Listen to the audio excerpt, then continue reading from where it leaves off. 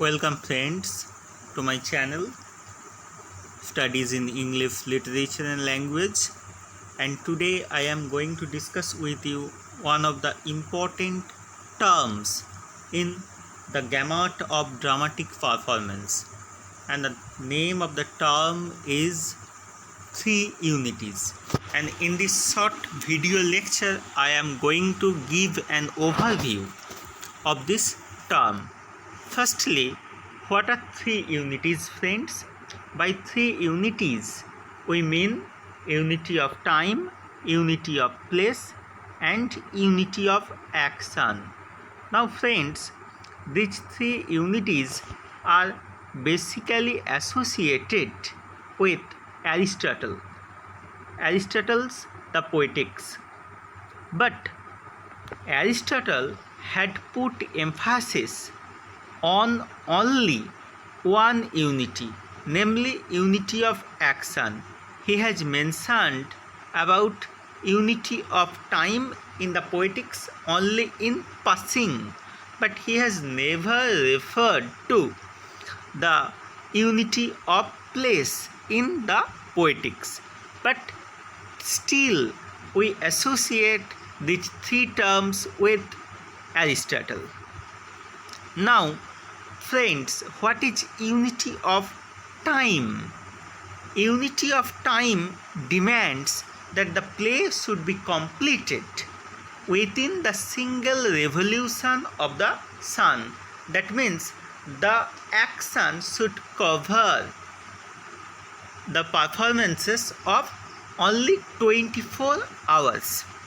According to the neoclassicists, the spectators would not believe in the dramatic action that continues for several months or years. For this reason, they emphasize that the drama should cover only the action of 24 hours, and this is unity of time. And now coming to the next term, unity of place. What is unity of place?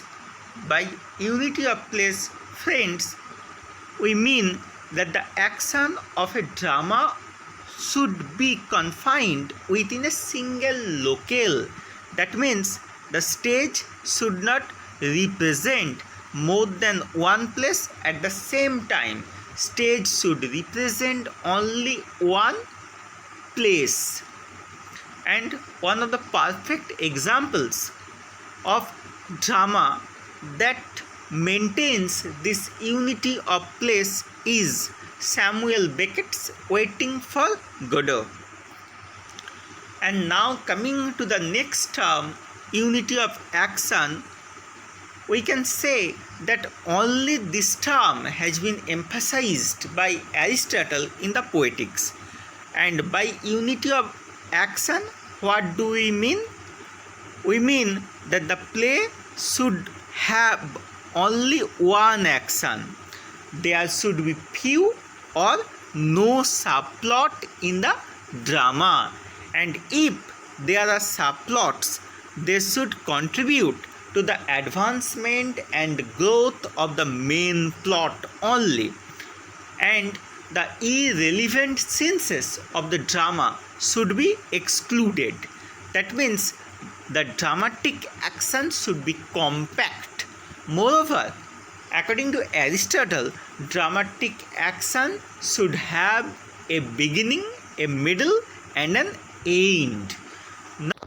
Now, as far as the practitioners of three unities are concerned, in English literature, Ben Jonson strictly followed the three unities in his plays, while the dramatic maestro William Shakespeare openly violated the observation of the three unities in his dramas. But one of the important critics of English, Philip Sidney, advocated the observation of the three unities in the drama. Now, as far as the world literature, specifically the French literature is concerned, the French dramatists like Molière and Racine also strictly followed the three unities in their dramas.